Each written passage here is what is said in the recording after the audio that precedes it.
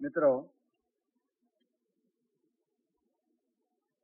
अंधश्रद्धा निर्मूलन कशासाठी या विषयावर या व्याख्यानमालेमध्ये आपण मला आमंत्रित केलं, याच्याबद्दल मी आपला मनापासून आभारी आहे. खरं तर अंधश्रद्धा निर्मूलन कशासाठी या विषयावर व्याख्यान देताना मला वेदना होतात. याचं साधं कारण असं की ज्या विषयाच्या बद्दल महाराष्ट्रामधले संत अत्यंत पोटतिडकीनं बोलले, ज्या संदर्भामध्ये काम करणारी एक समाज सुधारकाची बलदंड परंपरा महाराष्ट्रामध्ये अस्तित्वात होती, जो महाराष्ट्र आज 21व्या शतकामध्ये प्रवेश केलेला आहे, ज्या देशाचे आपण नागरिक आहे, तो देश चंद्रावर वसाहत करण्याच्या प्रयत्नात आहे, अशा देशामध्ये खरं म्हटलं तर अंधश्रद्धा निर्मूलन कशासाठी या विषयावर 21व्या शतकाच्या सुरुवातीला भाषण करायला लागावं, ही काही फारशी आनंदाची गोष्ट नाही. बर, तेवढ्यावरच विषय संपत नाही. मगाशी त्यांनी परिचय करून देताना असं म्हणाले, परिचय करून देण्याचा तो सोपा मार्ग असतो की दाभोलकर हे सगळ्या महाराष्ट्रातील परिचित आहेत. त्याला एक वाक्य मला जोडावंसं वाटलं, आणि पोलिसांचे विशेष परिचित आहेत. कुठेही महाराष्ट्रामध्ये आज माझं भाषण असलं, श्रोतृवर्ग असतोच, परंतु पोलीस वर्गही असतो. याचं कारण नरेंद्र दाभोलकर काय बोलतात याच्याशी संबंधित नाही. मी 1970 साली MBBS झालो. मी 1982 साली माझे दोनही दवाखाने आणि हॉस्पिटल बंद केलं, आणि गेले 23 वर्ष मी या चळवळीमधला पूर्णवेळ कार्यकर्ता म्हणून काम करतो, की ज्या चळवळीला एकाही नव्या पैशाचं सरकारचं अनुदान नाही, आणि एकही नवा पैसा मी या 23 वर्षामध्ये माझ्या संघटनेकडनं देखील घेतलेला नाही. एका जनचळवळीचा मी कार्यकर्ता आहे. गेल्या 30 वर्षाच्या माझ्या भाषणामध्ये विद्वेषी सोडाच, परंतु एकही असंसदीय शब्द देखील मी उच्चारलेला नाही. माझ्या शेकडो लेखांच्या मध्ये आणि डझनावारी पुस्तकांच्या मध्येही तुम्हाला असा शब्द सापडणार नाही. तरी देखील नरेंद्र दाभोलकरांचं भाषण ज्या ठिकाणी असतं, आणि मी 20-25 दिवस महिन्यातला फिरतच असतो, त्यामुळे रोज कुठेतरी मी बोलतच असतो, त्या सगळ्या ठिकाणी पोलिसांना असं सांगण्यात आलेलं असतं की दाभोलकरांच्या व्याख्यानापासून जरा सावधान बरं का. आणि मग बिचारे पोलीस सावधान मध्ये हजर राहतात. असं का सांगण्यात येतं? याचा संबंध अंधश्रद्धा निर्मूलन कशासाठी या विषयाशी जोडलेला आहे, म्हणून मी फक्त सुरुवातीला याचा उल्लेख केला. अंधश्रद्धा निर्मूलन कशासाठी? अंधश्रद्धा निर्मूलनाची चतुसूत्री अशी आहे: शोषण करणाऱ्या, फसवणूक करणाऱ्या, दिशाभूल करणाऱ्या अंधश्रद्धांना विरोध करणं, वैज्ञानिक दृष्टिकोनाचा विचार प्रसार आणि अंगीकार करणं, धर्माची विधायक आणि कृतिशील चिकित्सा करणं, आणि व्यापक समाज परिवर्तनाच्या चळवळीशी स्वतःला जोडून घेणं. हे मी थोडंसं प्राध्यापकी पद्धतीचं बोललो, आणि तुम्हाला मी आत्ताच सांगितलं की मी चळवळीमधला पूर्णवेळ कार्यकर्ता आहे. त्यामुळे तुम्ही माझ्याकडनं अशीच अपेक्षा करत असाल की मी चळवळीच्या अनुषंगाने अंधश्रद्धा निर्मूलन कशासाठी याचं विवेचन करावं. याला जोडूनच एक छोटासा प्रश्न येतो. म्हणजे तुमच्यापैकी अनेकांच्या मनामध्ये हा प्रश्न असेल, आणि जर नसेल तर तुम्ही गेल्यानंतर जर कुणाला असं सांगितलं की नरेंद्र दाभोलकरांचं आज आमच्याकडे भाषण झालं, तर ते तुम्हाला हा प्रश्न विचारतील, मग दाभोलकरांनी काय सांगितलं हो? श्रद्धा म्हणजे काय आणि अंधश्रद्धा म्हणजे काय, काय सांगितलं? याचं कारण असं, अडचण अशी आहे की मी गेले 20-25 वर्ष या चळवळीमध्ये काम करतो. आतापर्यंत एकही माणूस मला असा भेटलेला नाही की जो असं म्हणतो की अंधश्रद्धा राहायला पाहिजे. सगळेच जण असं म्हणतात की अंधश्रद्धा वाईट असते, बुवा आणि बाबा हरामखोर असतात, डॉक्टर तुम्ही त्याच्या विरोधी लढता ते चांगलंच करता, त्यांच्या विरोधी चळवळ केलीच पाहिजे, ते लोकांचं शोषण करतात, स्त्रियांचं लैंगिक शोषण करतात, त्याच्या विरोधी कोणीतरी लढलंच पाहिजे. एवढं सगळं एका दमात बोलून झाल्यानंतर तो पुढं हळूच खालच्या आवाजात म्हणतो, पण डॉक्टर सगळेच बाबा काही तसे नसतात बरं का. आमचे जे महाराज आहेत ते खर्रे खुर्रे आहेत आणि बाकीचे लेखाचे सगळे बदमाश.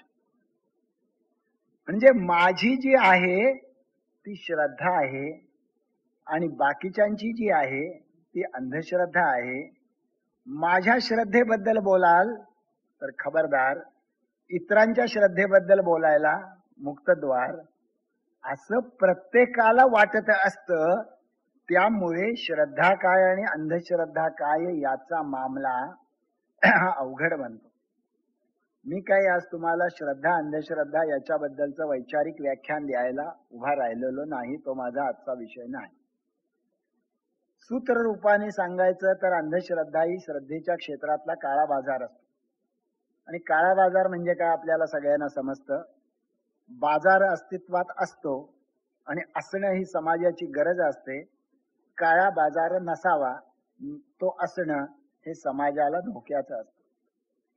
पण म्हणजे तरी नेमकं काय असतं, ही गोष्ट महाराष्ट्र शासनाने नुकताच अंधश्रद्धा निर्मूलन समितीच्या 15 वर्षाच्या वाटचालीच्या नंतर, सातत्याच्या मागणीनंतर जादूटोणा व अघोरी प्रथा यांचं समूळ उच्चाटन अधिनियम 2005 या नावाने जो कायदा केला, त्याच्यामुळे माझं काम असं सोपं झालं की अंधश्रद्धा म्हणजे काय असा प्रश्न जर मला कोणी विचारला तर अंधश्रद्धा याचा अर्थ महाराष्ट्र शासनाने केलेल्या आत्ता मी उच्चारलेल्या कायद्यामध्ये असलेल्या बाबी म्हणजे अंधश्रद्धा. त्या कायद्यामध्ये काय बाबी आहेत याची काही झलक मी तुम्हाला सांगतो, म्हणजे तुम्हाला कायद्याची गरज आणि आपल्या आजच्या व्याख्यानापुरती अंधश्रद्धेची व्याप्ती लक्षात येईल. समजा एखाद्या बाईला दुसऱ्या एखाद्या माणसाने वा गुंडांनी सुरा दाखवला आणि तिच्याकडनं 1000 रुपये काढून घेतले, तर तो गुन्हा आहे हे आपल्याला सगळ्यांना कळतं आणि त्याच्यावर गुन्हा दाखल होतो. समजा त्या बाईचा नवरा आजारी आहे, बाई चिंतेमध्ये आहे, तिच्याकडे एक माणूस गेला, त्याने त्या बाईच्या घरातलंच कुंकू मागून घेतलं, बाईच्या घरातलंच पाणी मागून घेतलं, बाईच्या घरातलं कुंकू तिच्याच हातावर ठेवलं, तिच्याच घरातनं आणलेलं पाणी त्याच्यावर टाकलं, तिच्याच बोटाने ते असं जरा ढवळायला किंवा कालवायला सांगितलं आणि बघता बघता लाल भडक कुंकू काळं ठिक्कर पडलं, तर संकेत काय आहे की लाल भडक कुंकू हे सौभाग्याचं प्रतीक आहे. काळं ठिक्कर पडलेलं कुंकू किंवा कुंकवाचा झालेला बुक्का याचा अर्थ सौभाग्याला धोका आहे असा होतो. आणि बाईचा तर नवरा आजारीच आहे, त्यामुळे ती घाईकुतीला येऊन म्हणते की हे काय बरोबर नाही, काहीतरी केलं पाहिजे. मग तो माणूस काहीतरी तोडगा सांगतो, 2000 रुपये घेतो, तोडगा करतो आणि तोडगा केला आणि नवऱ्यावरचं संकट टळलं हे पटवण्यासाठी तिच्याच घरातली हळद पुन्हा घेतो, तिच्याच घरातलं पाणी घेतो, तिच्याच हातावर ठेवतो, त्या हळदीमध्ये पाणी घालतो, तिच्याच बोटाने ढवळायला सांगतो आणि बघता बघता ती पिवळी हळद लाल भडक होते आणि ती बाई असं मानते की बरोबर आहे, आता यांनी केलेल्या उपचारामुळे माझ्या कुंकवाचा धोका टळला. पहिला होता तो दहशतवाद आहे, दुसरा आहे तो दैवी दहशतवाद आहे. अधिक धोकादायक काय आहे? त्याला कायदा आहे की सांगता येतं की चाकू लावून कुणाचे पैसे काढता येत नाहीत. या ठिकाणी बाईच्या अगतिक मानसिकतेचा फायदा घेऊन एका चिल्लर चमत्काराच्या नावाने तिच्या भावना वेठीला धरून तिची फसवणूक करण्यात आलेली आहे, जी अंधश्रद्धा आहे आणि जो गुन्हा आहे. मागच्या वर्षी आम्ही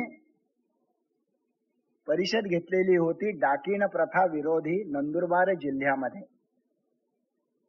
प्रशासन आमच्या बरोबर होतं, कलेक्टर होते, DSP होते, प्रतीक्षा लोणकर आलेली होती, उत्तर महाराष्ट्र विद्यापीठाचे कुलगुरू होते आणि नंदुरबार जिल्ह्याचा सभापती होता, समाज कल्याणचा सभापती होता. डाकीण प्रथेविरुद्धची परिषद. डाकीण प्रथा याचा अर्थ गावामध्ये काही विपरीत घडायला लागलं की गावात चर्चा चालू होती की अमकी अमकी बाई आहे, त्या अमक्या अमक्या बाईने बहुधा हे चालू केलेलं आहे, ती डाकीण आहे, तिचं गावावर वाईट नजर आहे, तेव्हा त्या डाकिणीला गावातनं हकललं पाहिजे. तो सभापती असं सांगत होता की ह्या समोरच्या बनलेल्या बायकांच्या मध्ये माझी बहीण बसली आहे आणि माझी बहीण ना 100 दिवसाचा तुरुंगवास सोसून कालच सुटून आली आहे. कशा करता तुरुंगवास?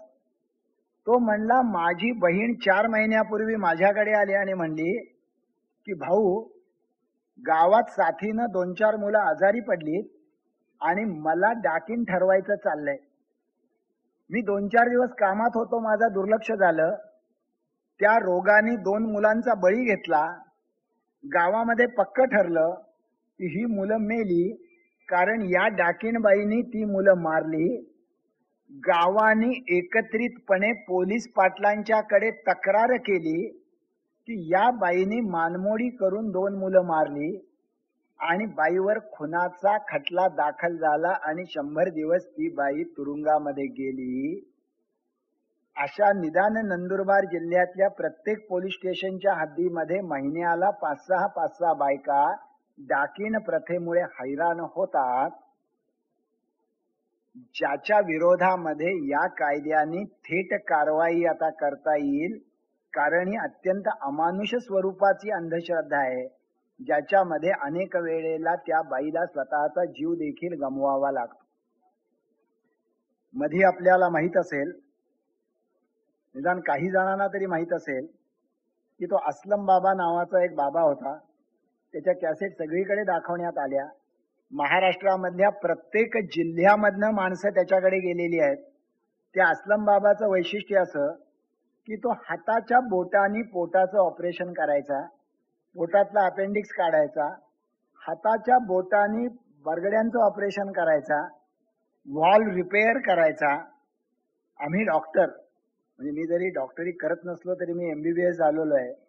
आम्ही ऑपरेशन करायच्या वेळेला सगळं निर्जंतुक लागतं, वर प्रकाश लागतो, असल्या काही गोष्टी असलम बाबाला लागू नव्हत्या.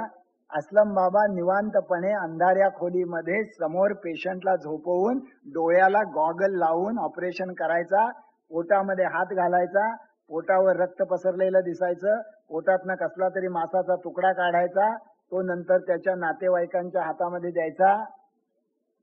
जवळजवळ या स्वरूपाची महाराष्ट्रातल्या सर्व जिल्ह्यातल्या गरिबांची फसवणूक 6 ते 8 महिने चालली. मी RR पाटलांना लिहिलेलं अनावृत्त पत्र त्यावेळी लोकसत्तेने छापलेलं होतं. मी कर्नाटकमध्ये गेलो आणि कर्नाटकच्या IG ला भेटलो, कारण त्यावेळी बागलकोटला तो हे करत होता. आणि मी त्या IG ला म्हटलं की खरंच म्हटलं, हा जर माणूस इतका महान असेल ना, तर आम्ही उगीच काळजी करतोय की महाराष्ट्रातल्या नाशिकच्या आरोग्य विद्यापीठाला कुलगुरू नाही म्हणून. आम्ही नेतो आणि याला कुलगुरूच करतो ना नाशिकच्या आरोग्य विद्यापीठाचा. काय चिंताच नाही, हाताच्या बोटानेच तो डायरेक्ट ऑपरेशन करू शकतोय. तेव्हा तुम्ही याला अटक करा. तर त्या IG ने मला असं विचारलं की याला आम्ही अटक करायची ती कुठल्या कायद्याखाली करायची. आताच्या नव्या कायद्यामध्ये जर असं तो करायला लागला तर त्याला किमान 6 महिने ते जास्तीत जास्त 7 वर्ष खडी फोडायला जायला लागेल. मध्ये माझ्याकडे पुणे शहरातली एक केस आली. आता तुम्हाला माहित आहे की सगळा शहाणपणाचा मुक्ता पुण्याने घेतलेला आहे. त्यामुळे पुणे हे शहाणं आहे हे त्यांनी स्वतः स्वयंघोषित जाहीर केलेलं आपण असं म्हणू की वाक्य आहे. केस काय होती? पुणे शहरातल्या थोड्याशा बाजूमध्ये राहणाऱ्या 2 जावा थोरल्या जावेच्या घरी नीट चाललेलं नव्हतं. धाकट्या जावेचं सगळं व्यवस्थित चाललं होतं. थोरल्या जावेला सांगण्यात आलं की धाकट्या जावेनी तुझ्या घरावर करणी केली आहे, त्याच्यामुळे तुझ्या घरात ही सगळी अडचणी येतात. मग उरळी कांचनच्या एका देवऋषीणबाईकडे गेले. देवऋषीणबाईच्या अंगामध्ये आलं आणि तिने सांगून टाकलं की बरोबर आहे, माझी देवी असं म्हणतीये की हिने करणी केलीच आहे. आता धाकटी जाऊ म्हणायला लागली, अहो करणी म्हणजे काय मला माहित नाही, कशी करतात मला माहित नाही, आणि तुम्ही असं कसं म्हणता की मी करणी केली म्हणून. अंगात आलेली देवऋषीणबाई असं म्हणाली की जर तू खरं बोलत असशील तर माझी अंगामध्ये आलेली देवी असं सांगते की माझ्या समोर स्टोव्हवर उकळतं तेल ठेवा, त्याच्यामध्ये नाणं टाका आणि ते उकळत्या तेलातलं नाणं तू हात घालून बाहेर काढ. जर तुझा हात भाजला नाही तर तू खरी आहेस आणि तू करणी केली नाहीस असं मानू. याच्यासाठी बाईला गावाच्या समोर उकळत्या तेलामध्ये हात घालायला लागला. आणि उकळत्या तेलामध्ये हात घातल्यानंतर काय होतं हे काय सांगायला नको. उकळत्या तेलाने आपलं काम केलं. मी तिच्याबरोबर पत्रकार परिषद घेतली, त्याला मध्ये 15 दिवस गेले, तोपर्यंत त्या बाईच्या हाताचं सबंध असं सोलून निघालेलं होतं कातडं. अशा गोष्टी जर आता घडल्या तर या सर्व गोष्टींना आता थेटपणे अंधश्रद्धा म्हणण्याची सोय उपलब्ध आहे. एवढ्याच अंधश्रद्धा आहेत का? कायद्यामध्ये सगळ्यांचा समावेश आहे का? एवढ्याच अंधश्रद्धा आहेत असं मी मानत नाही, कारण मी चळवळीतला कार्यकर्ता आहे. मग किमान कुठल्या कुठल्या अंधश्रद्धा आहेत? मी नेहमी चळवळीमधला माझ्या सहकार्याचाच एक किस्सा सांगतो. साताऱ्यामध्ये महात्मा फुलेंचं कुलगाव आहे, त्याचं नाव कटगुण. या कटगुणला एक दर्गा आहे, अजूनही आहे, पण पूर्वी मोहरमच्या दिवशी त्या दर्ग्यावर दुवा दिला जायचा. दुवा म्हणजे असे 2 हात करून त्यांनी मंत्र म्हणत असताना आपण तो दुवा ओंजळीत घ्यायचा. आणि त्या दुव्याचं वैशिष्ट्य असं की त्याच्यानंतर वर्षभर तुम्हाला जहरी नागाने जरी दंश केला तरी देखील तुम्हाला त्याचं विष चढत नाही, अशी तो दुवा देणाऱ्यांची कल्पना होती. आता ही अंधश्रद्धा आहे. याच्या विरोधी आम्ही संघर्ष करत होतो. 2-3 वर्ष झाली, काही कोणी ऐकेना. शेवटी मी जाहीर केलं की या दिवशी मोहरमला आम्ही तिथं निदर्शनं करणार. नेमका त्यावेळेला मोहरम आणि अनंत चतुर्दशी एकत्र आलेली होती. एक हिंदूंचा सण, एक मुसलमानांचा सण. पोलीस यंत्रणावर बंदोबस्ताचा प्रचंड ताण होता. संध्याकाळी 7:30 वाजता मला डीएसपीचा फोन आला की डॉक्टर तुम्ही जरा भेटायला येता का?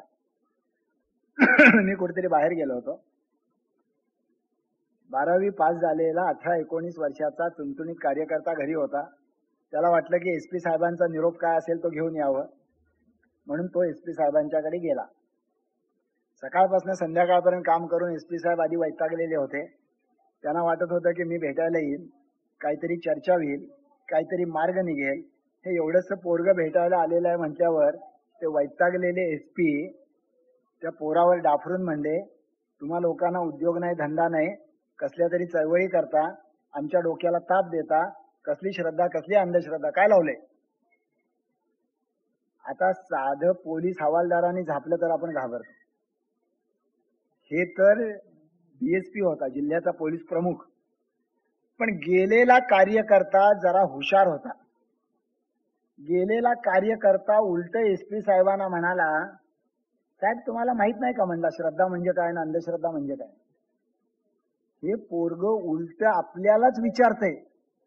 असं म्हटल्यानंतर तो एसपी म्हणला, तुला तर लेखा कळतं का रे? म्हणला, काय श्रद्धा आणि काय अंधश्रद्धा सांग बघू. त्यावर अजिबात न घाबरता तो कार्यकर्ता म्हणला, साहेब अंधश्रद्धा म्हणजे काय ना, त्याचा एक मंत्र आहे बघा. मंत्र तंत्र थोतांड आहे असं सांगणाऱ्या अंधश्रद्धा निर्मूलन चळवळीचा कार्यकर्ताच असं म्हणतोय की अंधश्रद्धा म्हणजे काय ना, त्याचाच एक मंत्र आहे. असं म्हटल्यावर तर एसपी खुर्चीवर सावरूनच बसले. कसला कसला मंत्र आहे म्हणले, सांग बघू. त्या माझ्या कार्यकर्त्यांनी अंधश्रद्धा म्हणजे काय याचा स्वतः तयार केलेला मंत्र जो एसपीना ऐकवला तो मी आता तुम्हाला सांगतो. म्हणजे तुम्हाला जर कधी एखादी गोष्ट श्रद्धा आहे का अंधश्रद्धा आहे असा प्रश्न पडला तर तुम्ही तो मंत्र आठवू शकाल आणि श्रद्धा आहे का अंधश्रद्धा आहे याचा निर्णय घेऊ शकाल. बरोबर आहे. त्या माझ्या कार्यकर्त्यांनी एसपीना ऐकवलेला मंत्र असा, बुवाबाजी भूत भानामती शकून अपशकून नशीब ज्योतिष चमत्कार चकवा दृष्टी लागणे मूठ मारणे देवी अंगात येणे हे सब थोतांड 11 लाख काय जाहीर आव्हान. काय कळलं?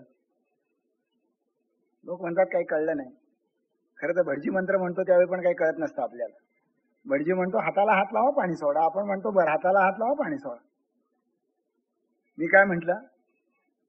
बुवाबाजी भूत भानामती शकून अपशकून नशीब ज्योतिष चमत्कार चकवा दृष्ट लागणं मूठ मारणं देवी अंगात येणं मांजर आडवं जाणं पाल चुकचुकणं गणपती दूध पिणं वगैरे वगैरे वगैरे सब थोतांड आहे. यापैकी एकही गोष्ट आयुष्यात ज्या वेळेला पाहाल त्यावेळी बिनधास्तपणे असं आठवा की एकदा नरेंद्र दाभोलकर आपल्याकडे आले होते आणि नरेंद्र दाभोलकर असं म्हणाले होते की हे थोतांडच आहे आणि हे थोतांड आहे सिद्ध करण्याच्या जबाबदारीवर मी आणि माझी चळवळ उभी आहे. मला ही चळवळ करायला लागली नसती तर आनंद माझ्या संघटनेला झाला असता असं मी म्हटलं. कारण मी आता तुम्हाला जो मंत्र सांगितला त्या मंत्राच्या विरोधामध्ये 300-350 वर्ष तरी महाराष्ट्रामध्ये संत आणि समाज सुधारकांची परंपरा काय काम करते. म्हणजे काय म्हणले तुकाराम महाराज शकून आणि अपशकून हुडकण्याबद्दल. तुकाराम महाराजांची उक्ती अशी आहे, डोई वाढवून केस भूते आणती अंगास ते नाही तर संत जन तेथे नाही आत्मखुण मिळवून नर नारी शकून सांगती नाना परी तुका म्हणे मेंद तेथे कैसा गोविंद. 350 वर्षापूर्वी तुकाराम महाराज हे म्हणाले. आज विद्यापीठामध्ये फलज्योतिष शिकवावा का न शिकवावा याची चर्चा होते.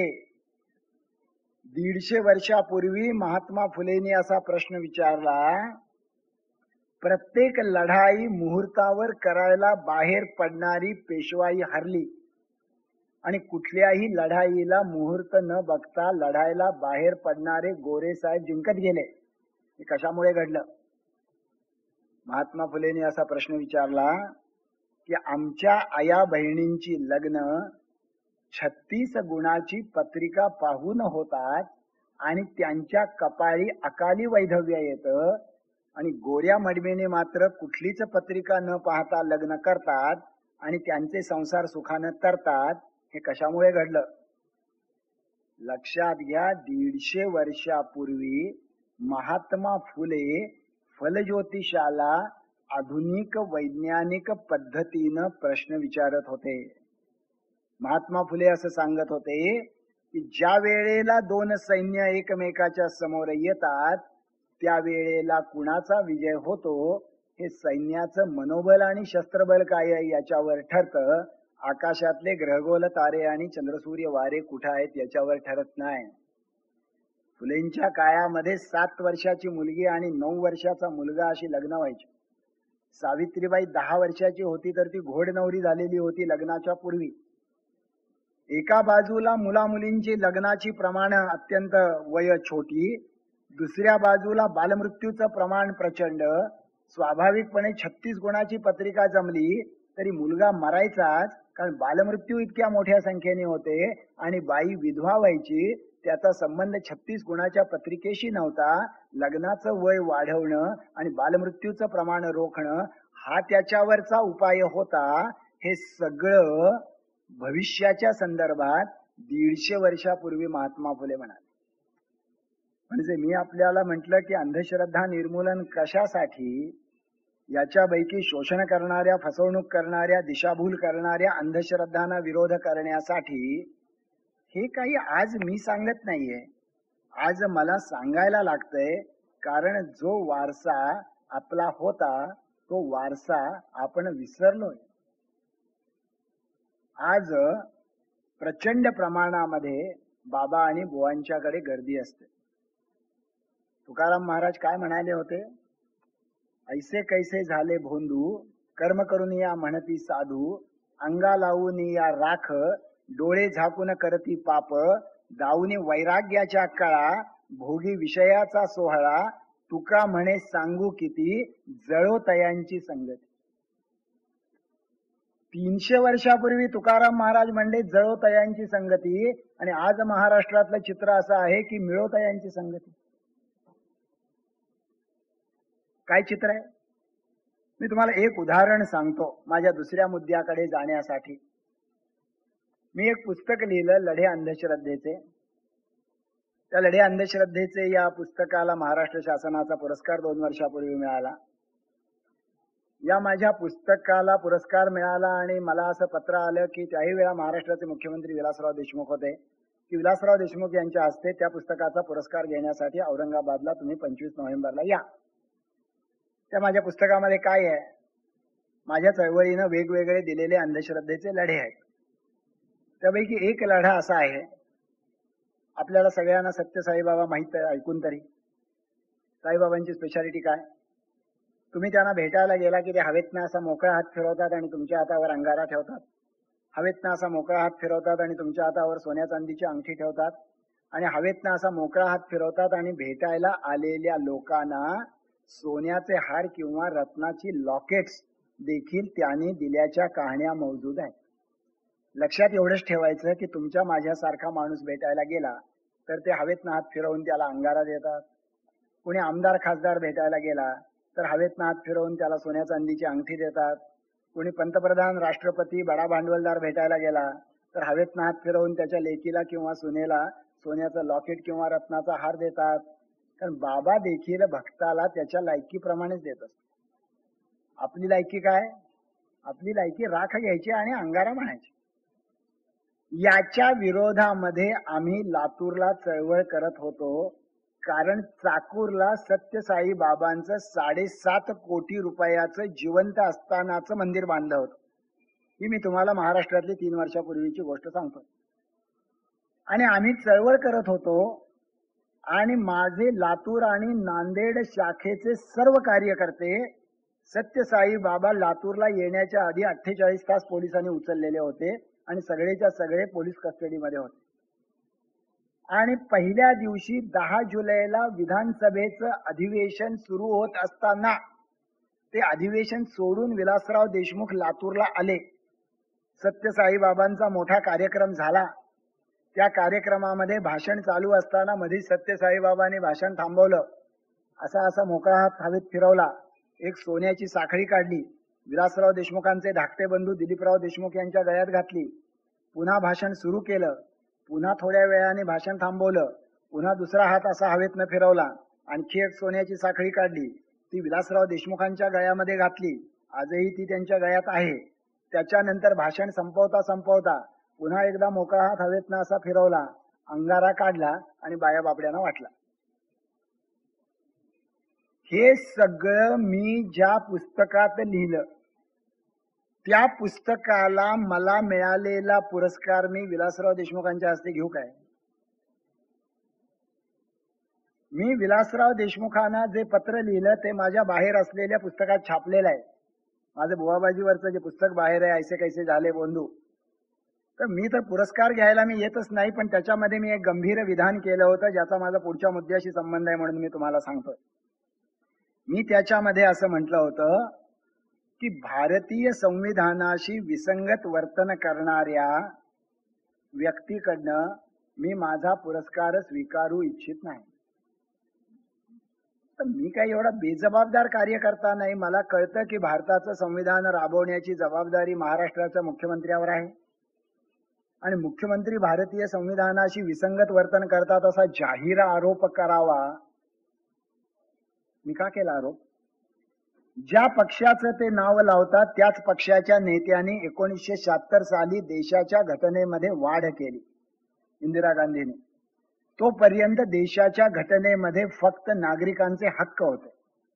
1976 साली देशाच्या घटनेमध्ये नागरिकांच्या कर्तव्याचा समावेश करण्यात आला आणि त्यातलं एक महत्वाचं कर्तव्य आहे, it is a duty of every Indian citizen to promote scientific temperament, spirit of inquiry and ह्युमॅनिझम.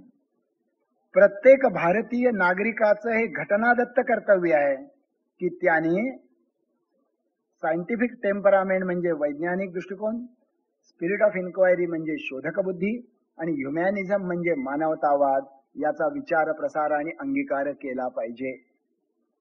आता वैज्ञानिक दृष्टिकोन आणि चमत्कार याचं नातं प्रकाश आणि अंधाराचं नातं असतं.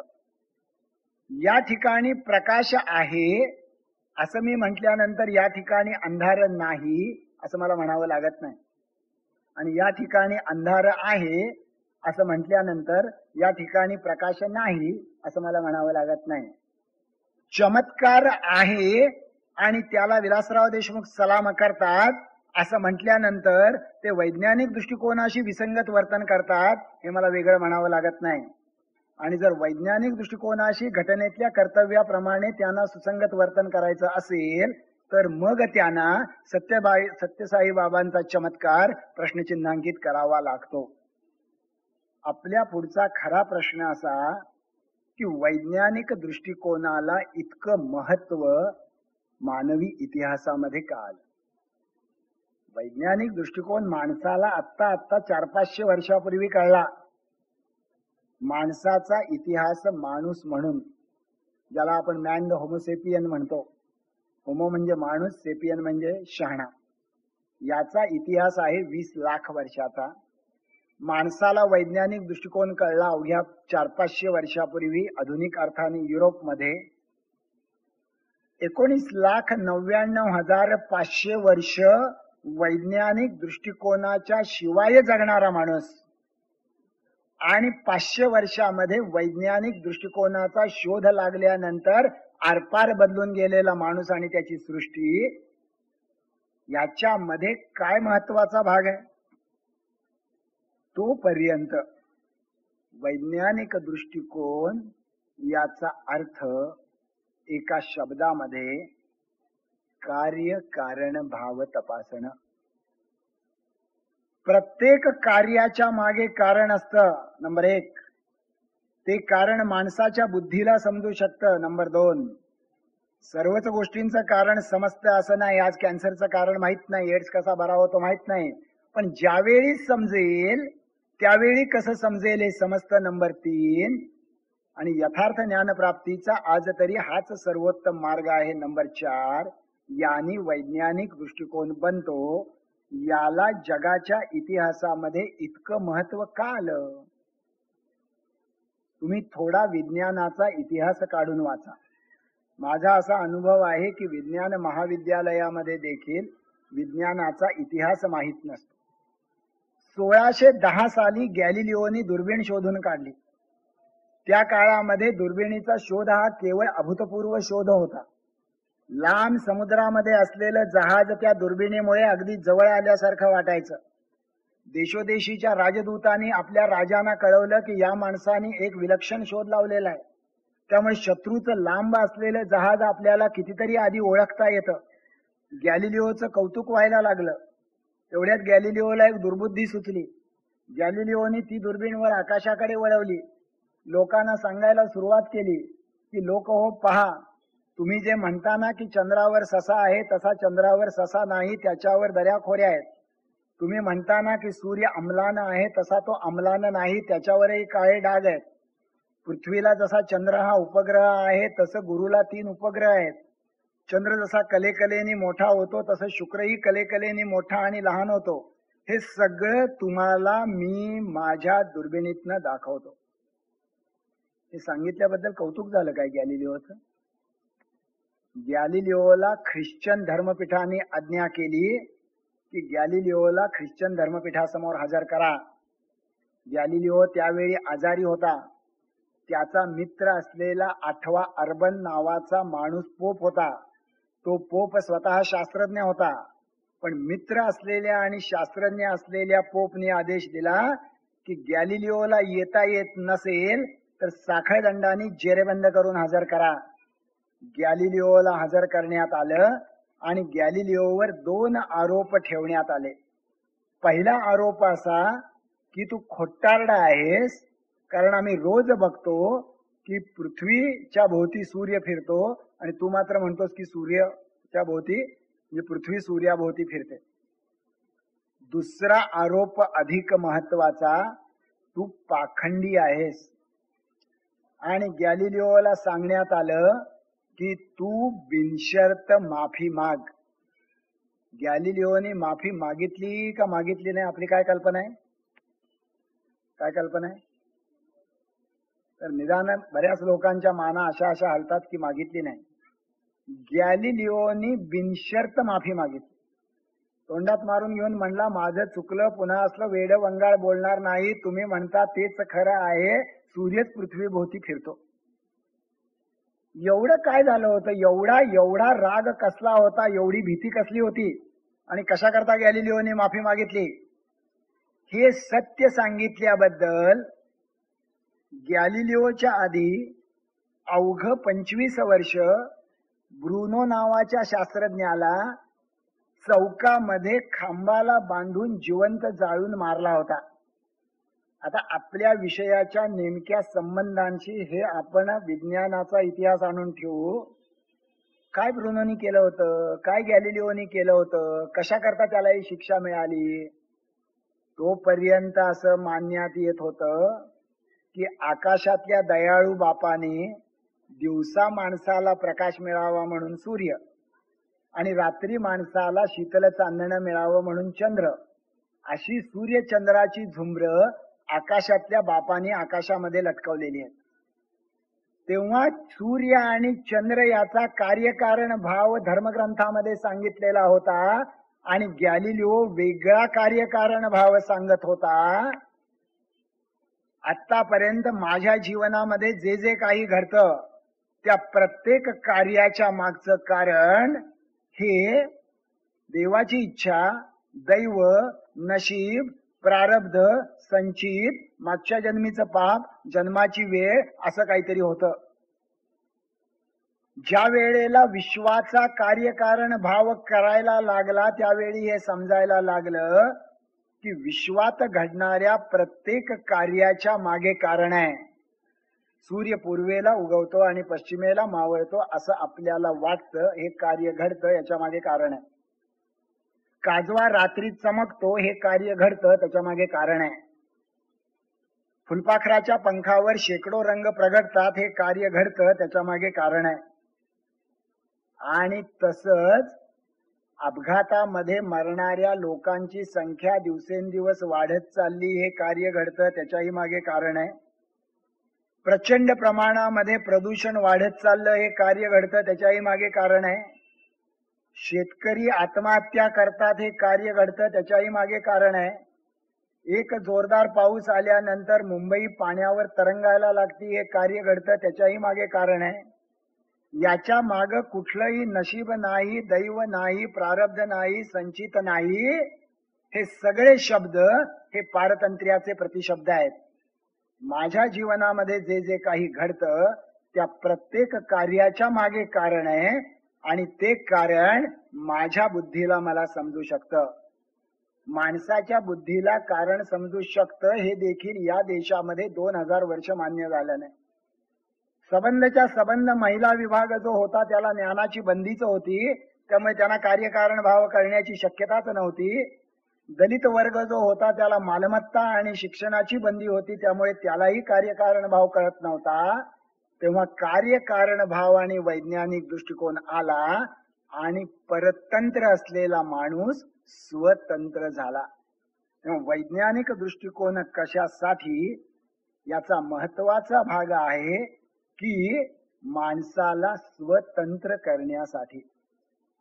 या देशाचं विज्ञान विषयक धोरण ज्यावेळी जवाहरलाल नेहरूंनी लोकसभेमध्ये 1953 साली मांडलं, त्यावेळी नेहरूंनी केलेलं जे भाषण आहे त्या भाषणातल्या तुम्हाला शेवटच्या 5 ओळी सांगतो. नेहरू असं म्हणाले की scientific temperament is a process of thinking. Method of action, search of truth, way of life, spirit of A free man. काय आहे वैज्ञानिक दृष्टिकोन? It is a process of thinking. वैज्ञानिक दृष्टिकोन म्हणजे एखादी गोष्ट कशी तपासावी याची पद्धत आहे. त्याच्यामध्ये दैव नशीब याला काडीचंही स्थान नाही. निरीक्षण, तर्क, अनुमान, प्रचिती, प्रयोग या पद्धतीनं गोष्ट तपासल्यानंतर जो निष्कर्ष येतो तो निष्कर्ष आपल्याला आपल्या प्रश्नांचं अचूक उत्तर देऊ शकतो. पण केवळ एवढं पुरेसं नाही. It is not only process of thinking, it is method of action. वैज्ञानिक दृष्टिकोनाचा सगळ्यात महत्वाचा भाग असा की वैज्ञानिक दृष्टिकोन हे केवळ विचाराचं तत्वज्ञान नाही, आचाराचं तत्वज्ञान आहे. आगरकरांचं एक प्रख्यात वाक्य असं आहे, केवळ ज्ञान वाढून उपयोग नाही, त्याप्रमाणे वागण्याचं धैर्य यायला पाहिजे. हे धैर्य आपल्या समाजामध्ये नसतं. माझा मुलगा डॉक्टर झाला, त्याच्या बरोबरचे मित्र डॉक्टर झाले, एमडी झाले, मांडवा खालनं गेले, आणि एक मित्र मात्र लग्नच करेना. आलेल्या चांगल्या चांगल्या मुली नाकारायला लागला. एकदा मला तो मुलगा म्हणजे माझ्या मुलाचा मित्र रस्त्यामध्ये भेटला. मी त्याला म्हटलं, काय रे, तुला एवढ्या चांगल्या मुली सांगून येतात, तू लग्न का करत नाही? मग तो मला इकडचं तिकडचं काहीतरी कारण सांगायला लागला. मी त्याला म्हटलं, हे बघ, खरं सांगायचं असतं ना तर खरं सांगायचं, उगीच खोटं बोलायचं नाही. मग तो म्हणला, काका खरं सांगू का तुम्हाला? त्याचा असं आहे म्हणला की माझ्या पत्रिकेमध्ये मंगळ फार कडक आहे. आता त्याची आई ही अख्ख्या सातारला तिने भूगोल शिकवला. मी म्हंटल की अरे, तिने भूगोल गावाला शिकवला, माणूस चंद्रावर गेलेलं त्याने आम्हाला सांगितलं, मंगळाच्या दिशेने यान गेलं हे त्याने आम्हाला सांगितलं, आणि मुलीच्या पत्रिकेमध्ये मंगळ कुठं आहे म्हणून तू स्वतःचं लग्न काय अडून बसलास? त्यांनी मला जे उत्तर दिलं ते उत्तर मेथड ऑफ ऍक्शनशी संबंधित आहे म्हणून मी उल्लेख केला. तो असं म्हणाला की काका, तुम्ही म्हणता ते बरोबर आहे, पण आईने जो मंगळ शिकवला ना तो पुस्तकाच्या पानात होता आणि परीक्षेमध्ये पडला तर एकदाच 2 मार्काला पडत होता. पण होणाऱ्या बायकोच्या पत्रिकेतला मंगळ मात्र कायमचा आडवा येतो आणि संसाराची वाट लावतो, तेव्हा नसता धोका परवडणार नाही. एकदा मला रिटायर्ड IGP रेल्वेचं पत्र आलं. काय पत्र आलं की आमच्या बाईंच्यावर आमची फार श्रद्धा होती, तिला आम्ही आतापर्यंत 2-4 लाख रुपये दिले अमुक करायला तमुक करायला, आणि आता मात्र आमच्या असं लक्षात आलेलं आहे की ती बाई हा फ्रॉड आहे, त्याच्यामुळे आमची फसवणूक झालेली आहे, त्यामुळे आम्हाला आता पैसे परत पाहिजे आहेत, तेव्हा तुम्ही आम्हाला मदत करा. मी त्यांना असं म्हटलं की ठीक आहे, पण तुम्ही मला कशाला विचारता? तुम्ही रिटायर्ड IGP आहे रेल्वेतले असला तरी, तुमची फसवणूक झालेली आहे, तुमच्याकडे नोंदी आहेत, तेव्हा तुम्ही खटला दाखल करा आणि तुमचे पैसे वसूल करा. त्यांनी मला जे उत्तर दिलं ना ते उत्तर, किंवा मगाशी मी जे सांगितलं MD डॉक्टरचं उत्तर, ती उत्तर मेथड ऑफ ऍक्शन, कृती करण्याची गरज काय आहे स्पष्ट करतात. त्या माणसाचं मला असं पत्र आलं की तुम्ही म्हणता ते बरोबर आहे, पण माझी बायको असं म्हणती की एकदा डॉक्टर दाभोलकरांना येऊ दे, त्या बाईला बघू दे, आणि खरंच तिच्या अंगात काही दैवी शक्ती नाही ना एवढं नक्की सांगू दे, मग आपण खटला दाखल करू. म्हणजे scientific temperament is a process of thinking, method of action, search of truth. आता मी जे उदाहरण घेतोय सांगायला खरं म्हटलं तर मला दुःख होतं. आज महाराष्ट्राचं साहित्य संमेलन अखिल भारतीय संपलं. पेपरवाले असतील तर त्यांनी हे छापायला हरकत नाही की मारुती चितमपल्लीला निवडून आणायला मदत केलेला मी एक कार्यकर्ता आहे. हे तुम्ही त्यांनाही विचारू शकता की दाभोलकर जाहीरपणे असं म्हणले आणि ते खरं आहे का नाही. मारुती चितमपल्ली संमेलनाच्या आधी 2 दिवस सोलापूरला असं म्हणाले की मेलेल्या माणसाचा आत्मा 13 वाक्यसंबंध असा आहे आणि ते व्यवस्थित लोकमतने छापलेलं आहे. श्रीकृष्ण जसा पूर्ण पुरुष होता तसं कावळा हा पूर्ण पक्षी आहे. मेलेल्या माणसाचा आत्मा 13 दिवस कावळ्याला दिसतो.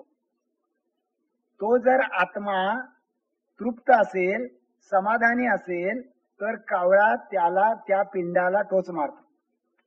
तो जर आत्मा अतृप्त असेल तर कावळा पिंडाला टोच मारत नाही. ही गोष्ट परदेशामध्ये शास्त्रीय संशोधनाने सिद्ध झालेली आहे. त्यामुळे पिंडाला कावळा टोचणं, शिवणं ही अंधश्रद्धा नाही. 21व्या शतकामध्ये महाराष्ट्राच्या प्रबोधन परंपरेचा श्रेष्ठ आविष्कार मानल्या गेलेल्या साहित्य संमेलनाच्या व्यासपीठावर तिथला सर्वश्रेष्ठ मानकरी अशी भूमिका घेतो. पण पेपरवाल्यांना कसं पाहिजे असतंय? पेपरवाल्यांचं हल्ली असं ठरलेलं असतंय की आपण भूमिका घ्यायची नाही. मग काय करायचं? जितकी जोरात दोघांही बाजूनं लागेल तेवढं जास्त बरं. त्यामुळे लगेच मला लोकमतचा फोन आला की दाभोलकर असं असं लिहिलेलं आहे, तर तुमचं म्हणणं काय? की लगेच फोनवर मी सांगितलं आणि त्यांनी लगेच ते छापलं. आणि मी असं म्हटलं की ही नवीनच माहिती आम्हाला चितमपल्लीने दिली. ही जगातल्या कुठल्याही विश्वकोशात नाही, विज्ञान कोशात नाही, पक्षी कोशात नाही. त्याच्यामुळे माणूस मेल्यानंतर त्याचा आत्मा राहतो. तो राहिलेला आत्मा कावळ्याला दिसतो. तो पुन्हा आत्मा सुखी आहे का दुःखी आहे हेही कावळ्याला कळतं. आणि एवढ्यानीच नव्हे तर जे लोक म्हणतात ना की काळजी करू नको, आपण तुझ्या मुलीचं लग्न करू वगैरे वगैरे बोललेली माणसाची भाषा पण कावळ्याला कळते आणि त्याप्रमाणे तो कावळा कृती करतो. हे जे काही सगळे चितमपल्लीने आम्हाला सांगितलं त्याच्यासाठी एकतर चितमपल्लीने सिद्ध करावं, नाही तर त्यांनी महाराष्ट्राच्या प्रबोधनाच्या परंपरेची माफी मागावी. लगेच काल चितमपल्लींचं वक्तव्य आलं लोकमतला की मी जे म्हणलो ते खरंच आहे आणि खरंच आत्मा कावळ्याला दिसतो आणि याच्यासाठी माझ्याकडे पुरावे आहेत आणि मी ते शास्त्रीय पुरावे द्यायला तयार आहे. की लगेच मला परत लोकमतचा फोन आला की आता तुमचं बोला. कलगी तुला पुढे जायला पाहिजे का नाही, त्याशिवाय दैनिक खपत नाहीत. मग मी त्यांना असं म्हटलं की आम्हाला अत्यंत आनंद झाला की आतापर्यंत जर झणझणीत बोंबलाचा ठेवला तर कावळा शिवायला का शिवायचा नाही. कावळ्याने खरं म्हटलं तर पिंड ठेवणाऱ्याला येऊन टोचा मारायला पाहिजेत की तुम्हाला लाज वाटते का? जन्मभर शाकाहारी राहिला आणि त्याचा मांसाहारी पिंड ठेवतोय. पण कावळा मजेत जाऊन पिंडाला शिवल. त्याच्यामुळे संमेलन संपलं रे संपलं की आम्ही याबाबतचं सत्यशोधन समजून घ्यायला उत्सुक आहोत. म्हणजे काय झालं? This is a search of truth. हे सर्च ऑफ ट्रुथ फार थोड्या बाबतीत झालं, अंधश्रद्धेबद्दल झालं, पण जीवनाच्या सगळ्या बाबतीमधलं सर्च ऑफ ट्रुथ आणि it is a way of life. वैज्ञानिक दृष्टिकोनाचा सगळ्यात महत्वाचा भाग असा की it is a way of life. म्हणजे काय? जीवन कसं जगावं, निर्णय कसे घ्यावेत याचं दिशा दिग्दर्शन तुम्हाला वैज्ञानिक दृष्टिकोन करतो. मागच्या वर्षी मुंबईला इंटरनॅशनल सायन्स कम्युनिकेटर काँग्रेस झाली. त्याच्यामध्ये भारतातले ज्येष्ठ शास्त्रज्ञ आणि युनिव्हर्सिटी ग्रँड कमिशनचे माजी चेअरमन यशपाल यांचं भाषण झालं. वैज्ञानिक दृष्टिकोनाबद्दल बोलताना ते असं म्हणाले, वैज्ञानिक दृष्टिकोन माणसाच्या मध्ये आकलनाची परिपक्वता निर्माण करतो. या देशातले अनेक प्रश्न हे आकलनाच्या परिपक्वतेच्या अभावी निर्माण झालेले आहेत. सामान्य माणसाला जर वैज्ञानिक दृष्टिकोन शिकवला तर त्याची आकलनाची परिपक्वता वाढेल. शेवटी जीवनातल्या ज्या प्रश्नांचे निर्णय घ्यायचे असतात ते प्रश्न समाजाशीच जोडलेले असतात. त्यामुळे समाज जीवनाच्या प्रश्नाची उत्तरं वैज्ञानिक दृष्टिकोनाच्या आधारे मानवाला अधिक सुखी करण्यासाठी वापरता येतील. आता मला खात्री आहे की ही जी 5 वाक्य मी उच्चारली ती बहुधा तुमच्यापैकी बहुतेकांना जड गेली असणार. ती जड जाणं याच्यात काही चूक नाही, कारण मी एखाद्या पोपटासारखी ती उच्चारली, पण झालं ते असं, म्हणजे इथं पोपट आला हे मला माहित नव्हतं.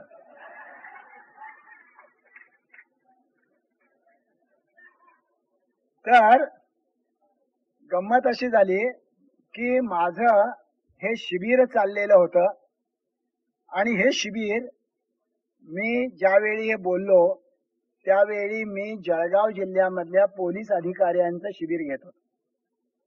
आणि मी हे 5 वाक्य बोलल्यानंतर वैज्ञानिक दृष्टिकोन आकलनाची परिपक्वता निर्माण करतं. या देशातले अनेक प्रश्न हे आकलनाच्या परिपक्वतेच्या अभावी निर्माण झालेले आहेत. सामान्य माणसामध्ये जर वैज्ञानिक दृष्टिकोन रुजला तर त्याची आकलनाची परिपक्वता वाढेल. सामान्य माणसाच्या जीवनातले प्रश्न हे समाजाचे प्रश्न असतात आणि आकलनाच्या परिपक्वतेच्या द्वारे तो वैज्ञानिक दृष्टिकोनाच्या साहाय्याने स्वतःच्या प्रश्नांची उत्तरं शोधू शकेल. हे मी बोलल्यानंतर DYSP लेव्हलचा एक अधिकारी उठला आणि म्हणला की डॉक्टर, तुम्ही जे बोलला ते आम्हाला समजलं नाही, तुम्ही जरा समजावून सांगा. मग मी समजावून सांगण्यासाठी त्यांना असं विचारलं की तुम्ही हे वाक्य ऐकलेलं आहे की नाही, की 2020 साली भारत महासत्ता बनेल. ते म्हणले हो ऐकलेलं आहे. मी म्हंटल 2020 साली भारत महासत्ता बनेल म्हणजे काय बनेल असं तुम्हाला वाटतं? त्यांनी जरा विचार केला आणि ते म्हणले की आज आपल्याकडे फक्त अणुबॉम्ब आहे. 2020 सालापर्यंत आपण हायड्रोजन बॉम्ब तयार केलेला असेल, त्यामुळे भारत महासत्ता बनेल. मग मी दुसऱ्या अधिकाऱ्याला उठवलं आणि म्हटलं काय हो 2020 साली भारत महासत्ता बनेल म्हणजे काय होईल? ते म्हणले आज आपल्याकडच्या क्षेपणास्त्राने बॉम्ब फक्त 300 किलोमीटरवर नेता येतो. 2020 सालापर्यंत आपण अंतरखंडीय क्षेपणास्त्र निर्माण केलेली असतील. मग तिसऱ्याला उठवलं, त्याला म्हटलं 2020 साली भारत महासत्ता बनेल म्हणजे काय होईल? ते असं म्हणाले की आज आपण चंद्रावर जाण्याची योजना आखत आहोत. 2020 साली आपण चंद्रावर पोहोचलेले असू.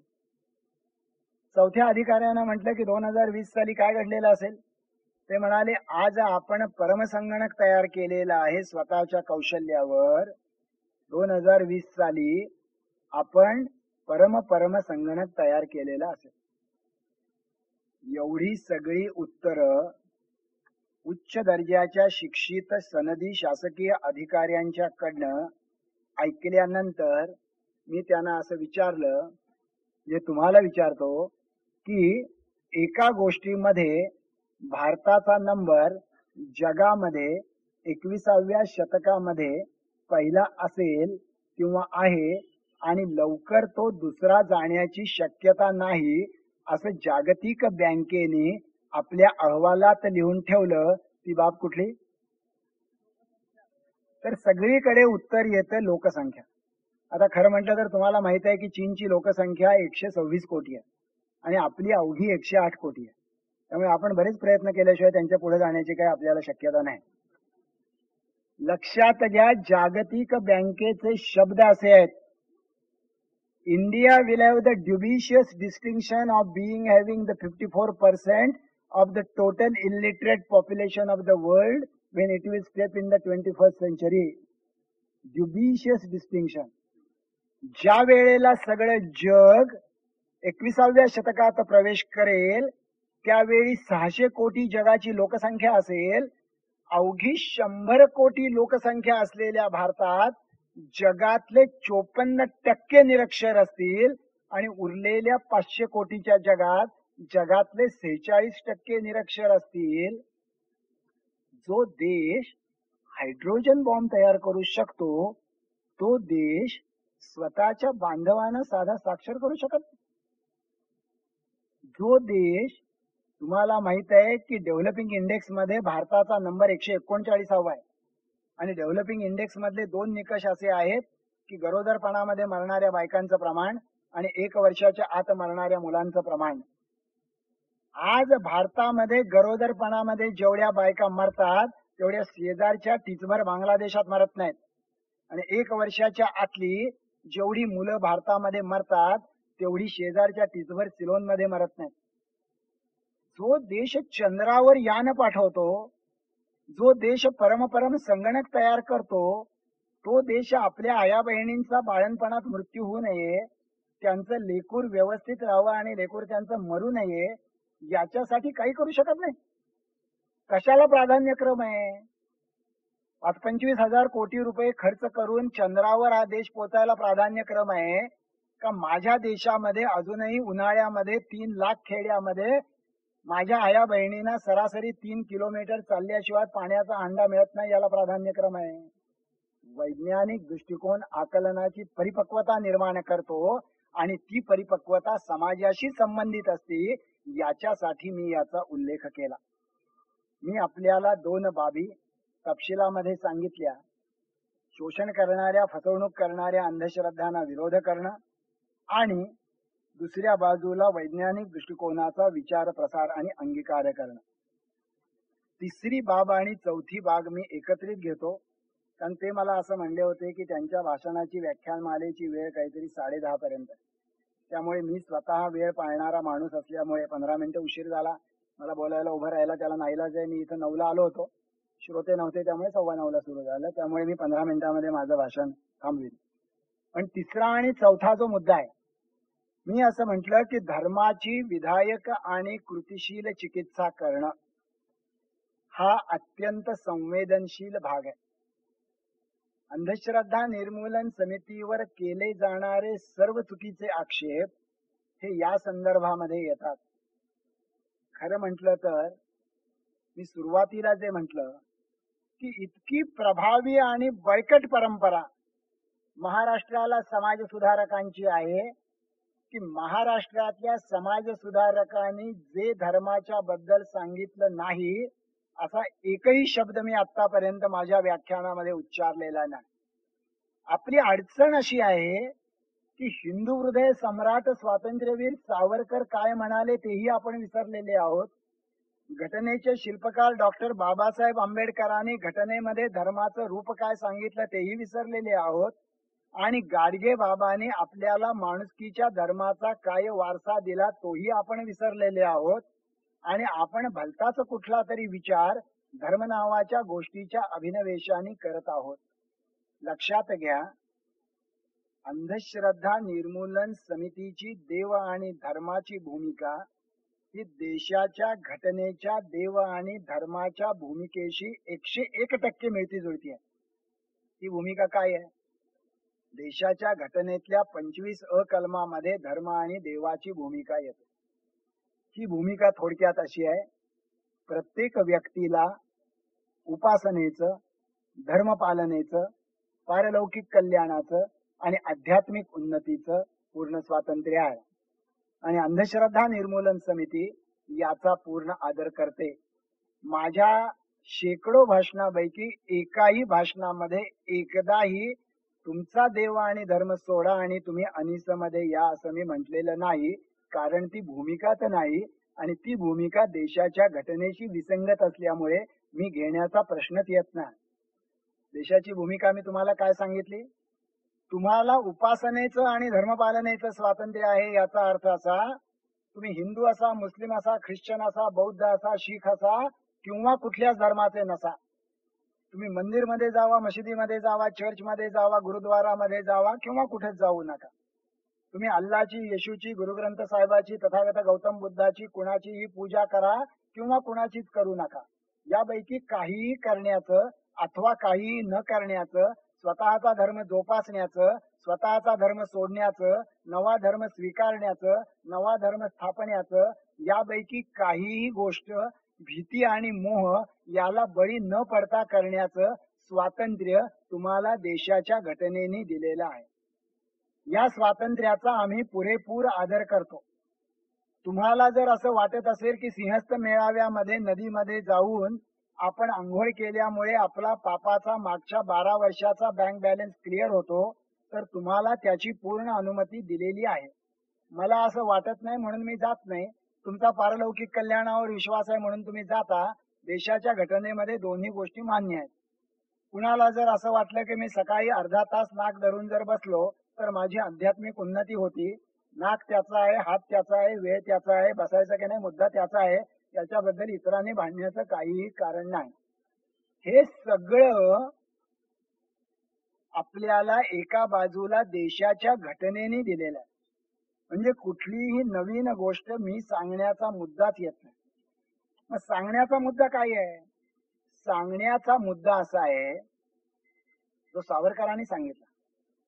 सावरकरांनी धर्म वैज्ञानिक दृष्टिकोनाच्या आधारे कठोरपणे तपासला की जे आज नरेंद्र दाभोलकर बोलले तर लोकांना आवडत नाही, जे सावरकर 70-80 वर्षापूर्वी बोलले.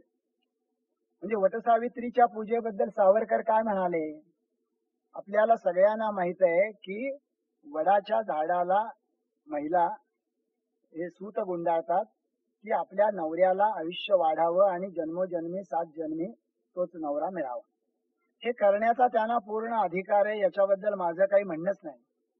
सावरकरांनी काय म्हटलंय, आणि खरं म्हटलं तर ही गोष्ट इतकी चांगली आहे ना की माझं काही म्हणणं नाही नव्हे, माझा याला पाठिंबाच आहे. कारण माझं हॉस्पिटल आहे हो, त्याच्यामुळे मी हॉस्पिटलच्या दारामध्ये वडाचं झाड लावणार. आज नवऱ्याला ऑपरेशनला घेतलं की बायकोच्या हातात सुताची गुंडी देणार, तिला म्हणणार की तू लगेच त्या वडाला सूत गुंडाळायला सुरुवात कर, मी ऑपरेशनला सुरुवात करतो, आपण डबल इंजिन लावूया, कशाने का विना नवरा वाचल्याशी जाईल. सावरकरांनी काय म्हटलंय? सावरकर असं म्हणाले, वडाचं झाड जोपर्यंत उभं आहे तोपर्यंत त्याच्या खाली बसलेल्या पांथस्थाला सावली देणार. तेच वडाचं झाड ज्या वेळेला जीर्ण शीर्ण होणार त्यावेळी खाली बसलेल्या पांथस्थाच्या अंगावर कोसळून पडणार. आपल्या खाली बसलेल्या पांथस्थाला सावली द्यायची का त्याच्यावर कोसळून पडायचं हे ज्या वडाच्या झाडाला कळत नाही, त्याची स्वतःच्या मनोकामनासाठी पूजा करणं, सावरकरांचा शब्द असा आहे की असत्याची पूजा आहे. म्हणजे सत्यमेव जयते असा देशाचं ब्रीदवाक्य आहे आणि असत्यमेव वर्तते अशी आपली कृती आहे. आणि मग त्याच्यामधनं काय गंमत निर्माण होती? मी असा नेहमी फिरत असतो. मागच्या वटसावित्रीच्या वेळेला एका घरी होतो. बाई चांगल्या सुशिक्षित होत्या, MSc होत्या, नुकतीच वडाची पूजा वगैरे करून आलेल्या होत्या. मी त्यांना गमतीनं असं म्हटलं आणि त्यांनाही त्यातलं वैद्यर्थ जाणवत होतं. मी गमतीनं असं म्हटलं, काय वहिनी वडाची पूजा वगैरे व्यवस्थित केली की नाही? त्या म्हणल्या हो व्यवस्थित केली. मी म्हटलं हळद कुंकू लावलं, 7 फेऱ्या घातल्या आणि जन्मोजन्मी 7 जन्मी हाच पती मिळावा असं म्हटलं की नाही? त्या मिश्किलपणे असं म्हणल्या हो व्यवस्थित हळद कुंकू लावलं, मनोभावे 7 फेऱ्या घातल्या आणि असं म्हटलंय की जन्मोजन्मी 7 जन्मी हाच पती मिळावा, पण हा त्याचा 7वा जन्म असावा.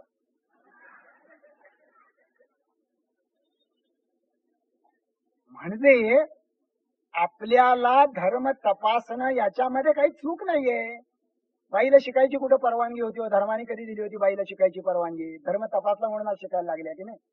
तेव्हा नंबर 1 घटनेचा अर्थ, नंबर 2 समाज सुधारकांनी केलेली बाब, आणि नंबर 3 आपल्याला एका गोष्टींची भयंकर चिंता असते. मला नेहमी असं वाटतं की म्हणजे शनी शिंगणापूरच्या चौथऱ्यावर महिलांना प्रवेश देत नाहीत म्हणून आम्ही सत्याग्रह केला. आणि आम्ही तो सत्याग्रह केल्यानंतर आम्हाला असं सांगण्यात आलं की मुसलमान बायकांना आपण मशिदीमध्ये प्रवेश देत नाहीत, मग त्याच्यासाठी आधी सत्याग्रह करा, मग याच्यासाठी सत्याग्रह करा. आता तुम्ही लक्षात घ्या की 21व्या शतकामध्ये बाईनी कुठं जायचं हे बाई ठरवेल. तिला जायचं असेल तर चौथऱ्यावर जाईल, तिला जायचं नसेल तर चौथऱ्यावर जायची नाही. पण तू बाई आहेस म्हणून तू अमक्या अमक्या ठिकाणी जायचं नाही असं तिला सांगणं हा तिच्या समतेच्या अधिकाराचा अधिक्षेप आहे. ही सत्याग्रह करण्याची आमची भूमिका होती. याचा अर्थ असा की बायकांनी शनिशिंगणापूरच्या चौथऱ्यावर जावं याच्यासाठी ते मित्रांनो आंदोलन नव्हतं. मी तुम्हाला माझ्या भाषणातला 3रा आणि 4था मुद्दा एकत्रितपणे जोडून सांगतोय. दलितांना पाणी भरायला मिळावं यासाठी एक गाव एक पाणवठ्याची चळवळ महाराष्ट्रामध्ये 10 वर्ष चालवलेल्या चळवळीतला मी कार्यकर्ता आहे. दलितांना पाणी भरायला देण्याची चळवळ नव्हती. दलितांना पाणी भरायला द्यायचं असतं तर त्यांना एक वेगळं बोर मारून देता आलं असतं. तुम्ही तुमच्यासारखे माणूस आणि देशाचे नागरिक असलेल्या माणसांना पाण्याचा हक्क का नाकारता? याच्यासाठी मूल्य परिवर्तनाचा संवाद सुरू करणारी ती चळवळ होती. बायकांना शनिदेवाच्या चौथऱ्यावर चढवणं हे या चळवळीचं उद्दिष्ट नव्हतं, तर स्त्रीला जे दुय्यमत्व लादलेलं आहे त्या दुय्यमत्वाच्या बद्दलचं बोलणं सुरू करणं हा त्याचा मुख्य भाग होता. म्हणजे लक्षात घ्या की अंधश्रद्धा निर्मूलनाची चळवळ मी तुम्हाला म्हटलं की एका बाजूला धर्माची विधायक चिकित्सा करणं आणि दुसऱ्या बाजूला व्यापक परिवर्तनाच्या चळवळीशी त्या चळवळीला जोडणं. तुम्ही कधी असा विचार केलाय का हो की बहुतेक वेळेला बाईच्याच अंगात देवी काय येते? देव्या काय बायकांच्या राज्यात पॉप्युलर आहेत काय? की बाबा आपल्याला देव्या असं नाही ठरवलेलं आहे की आपण बायकांच्या अंगात जायचं, ते उगीच पुरुषांच्या वाऱ्याला उभं राहण्यामध्ये काही अर्थ नाही. बाईच्याच अंगात देवी येते याचं कारण बाईला एक जीवनव्यापी गौणत्व सोसावं लागतं. बाईचं जीवन हे सतत कसं असतं? बाईचं जीवन हे सतत पुरुषावर अवलंबून असतं. तिचे सगळे उपास तापास एक तर नवऱ्यासाठी असतात नाहीतर मुलांच्यासाठी असतात. तिचं सगळं जीवन म्हणजे लग्नाआधी ती कुमारी असते, लग्न लांबलं तर प्रौढ कुमारी होते, लग्न ठरलं की सौभाग्य कांक्षिणी होते, लग्न लागल्यानंतर सौभाग्यवती होते, नवऱ्याने टाकलं तर परित्यक्ता बनते, नवऱ्याने सोडलं तर घटस्फोटिता बनते, नवरा मेला तर विधवा बनते. म्हणजे ती सगळं बनते ती नवऱ्याच्या संदर्भातच बनते की नाही? याचं कारण ती मूलतः दुय्यम जगते. मी एकदा गमतीनं असं म्हटलं की तुम्ही लग्नपत्रिकेमध्ये असं लिहिता की चिरंजीव सौभाग्य कांक्षिणी अमुक अमुक हिचा विवाह. मग सौभाग्य कांक्षिणी अमुक अमुक हिचा विवाह सौभाग्य कांक्षिणा तमुक तमुक याच्या बरोबर आहे असं का नाही लिहित? का तो दुर्भाग्य कांक्षिणा असतो आणि ही सौभाग्य कांक्षिणी असते? याचं कारण असं की हे दुय्यमत्व बाईला दिलेलं आहे आणि या दुय्यमत्वाच्या बद्दलचा संवाद सुरू करताना धर्म तपासावा लागतो. आज महाराष्ट्रासमोर एक गंभीर प्रश्न उभा आहे. मी डॉक्टर असल्यामुळे आणि मी ज्या जिल्ह्यातनं येतो तो असल्यामुळे तो मला जास्त तीव्रतेने माहित आहे, पण तो माझ्या विषयाशी थेट संबंधित आहे म्हणून तुम्हाला सांगतो. 1991 साली भारतामध्ये 1000 बायकांच्या माग 1000 पुरुषांच्या माग बाईचं प्रमाण 967 आलं. जगामध्ये सुरुवातीपासून निसर्गाने बाई आणि पुरुष यांचं 1000ला 1000 प्रमाण राखलेलं आहे. गर्भजल चिकित्सा व्हायला लागली सोनोग्राफीने. 1991 साली हे प्रमाण 1000 पुरुषांच्या माग 967 आलं. अवघ्या 10 वर्षात 2001 साली 1000 पुरुषांच्या माग बाईचं प्रमाण भारतामध्ये 927 आलं. आणि महाराष्ट्र पुरोगामी असल्यामुळे 1000 पुरुषांच्या माग बाईचं प्रमाण 911 आलं. आणि मी ज्या सातारा जिल्ह्यातनं येतो तो जिल्हा, शेजारचा कोल्हापूर जिल्हा, पलीकडचा सांगली जिल्हा, इकडं पुणे, जळगाव आणि औरंगाबाद हे जे प्रगत जिल्हे मानले जातात, या जिल्ह्यामध्ये 1000 पुरुषांच्या माग आज बाईचं प्रमाण 850 आहे. आणि बाईचं प्रमाण म्हणजे बाईचं प्रमाण नाही, 1 ते 6 वयोगटातल्या मुलींचं प्रमाण, ज्या 15 वर्षानंतर बाई होणार आहे. याचा अर्थ समजतो? याचा अर्थ काय आहे की याच गतीनं हे जर प्रमाण कमी होत राहिलं तर आणखी 15 वर्षांनी 1000 पुरुषांच्या माग, लग्नाला आलेल्या 1000 पुरुषांच्या माग 700च बायका उरतील. मग काय होईल? म्हटलं तर गमतीदार आहे, म्हटलं तर फार गंभीर आहे. गमतीदार असं आहे की मुलीला हुंडा द्यावाच लागेल तुम्हाला, कारण मार्केटमध्ये तिची चणचण असेल. आणि गंभीर असं आहे की तुमच्या माझ्या कुणाच्याच आया बहिणीला रस्त्यावरनं फिरता येणार नाही, कारण पुरुषाच्या वखवखलेल्या नजरेचं तिला भक्ष व्हावं लागेल. जोपर्यंत संसार असणं हे मानवाच्या एका जीवन प्रेरणेच्या पूर्तीसाठी आवश्यक आहे, तोपर्यंत 1000तल्या 300 मुलांची लग्नच झाली नाहीत तर समाज कसा चालेल? हे आज जर घडतं, हे कोण घडवतो? पाकिस्तान घडवतो काय? आपल्याच गावातली माणसं आपल्याच पोटातल्या गर्भाचा निचरा करतात कारण ती मुलगी आहे म्हणून. एवढं जीवनव्यापी गौणत्व जर बाईला असेल तर बाईला अंधश्रद्धा ची ती बळी विण्यात नवल काय आहे? आणि हे जीवनव्यापी गौणत्व तिला प्राधान्याने धर्मासनी दिलं, म्हणून धर्माची चिकित्सा करावी लागते. आणि धर्माची चिकित्सा करण्याच्यामध्ये चूक काही नाही. आंबेडकरांनी असं म्हटलेलं आहे की तुम्हाला एक पिवळा चकचकीत तुकडा मिळाला तर लगेच उड्या मारायला लागाल काय की मला सोनं मिळालं म्हणून? तुम्ही सोनाराकडे जाल, सोनार बिनधास्तपणे तो तुकडा असा आगीमध्ये फेकेल, तुम्ही अजिबात घाबरणार नाही. कारण तो पिवळा चकचकीत तुकडा जर पितळेचा असेल तर आगीनं वितळून जाईल, पण तुम्हाला त्याची गरज नाही. आणि तो जर सोन्याचा असेल तर आगीनं उजळून निघेल, त्याला आगीची डर नाही. तुम्ही ज्यावर स्वतःच्या जीवननिष्ठा उभ्या करता तो धर्म, तुम्ही ज्यावेळी नैतिकतेच्या निकषावर तपासता त्यावेळी तो धर्म 100 नंबरी सोनं असल्यामुळे शिल्लक राहतोच. आणि जर तो शिल्लक राहिला नाही तर तो राहिला नाही म्हणून आपलं काही बिघडत नाही, हे महाराष्ट्रात सांगण्याची वेळ यायला नको होती. हे गाडगे महाराजांनी सांगितलं, किती प्रभावीपणे सांगितलं. गाडगे महाराजांनी काय सांगितलं हे सांगून माझं भाषण मी घड्याळाकडे बघून बोलतोय. संपवण्यापूर्वी मी तुम्हाला एक विनंती करेन किंवा 2 विनंत्या करेन. कृपा करून इथनं असं म्हणून जाऊ नका की दाभोलकर बरं बोलतात बरं का. आजची संध्याकाळ काय अगदीच वाईट गेली नाही. ठीक आहे, तास 1.5 तास मजा आली. जरा तुम्हाला बरं वाटावं याच्यासाठी मी सकाळी सातारून निघून दगदग करत इथं आलो नाही आणि आता रात्री परत दगदग करत दुसऱ्या गावाला जाणार नाही. मी एका चळवळीचा 23 वर्ष पूर्णवेळ कार्यकर्ता आहे आणि मला स्वतःला असं वाटतं की तुमची या चळवळीला मदत व्हायला पाहिजे. तुमच्यापैकी कुणाला जर वाटलं की आम्ही हे काम करू शकतो, तुम्ही मला इथं येऊन कार्यक्रम संपल्यानंतर भेटा, तुमची नावं द्या. तुम्हाला सगळ्यांना प्रशिक्षित करण्याची जबाबदारी मी स्वीकारतो. ते तुम्हाला शक्य नसेल तर बाहेर पुस्तकं आहेत आमच्या चळवळीतली, ती शक्य असेल ती घ्या. मला माहित नाही की पुन्हा तुम्ही आणि मी कधी भेटू, परंतु एक अतिशय चांगलं मासिक मी काढतो. त्याचा 75 रुपये किमतीचा दिवाळी अंक असतो, दर महिन्याचा परत अंक असतो.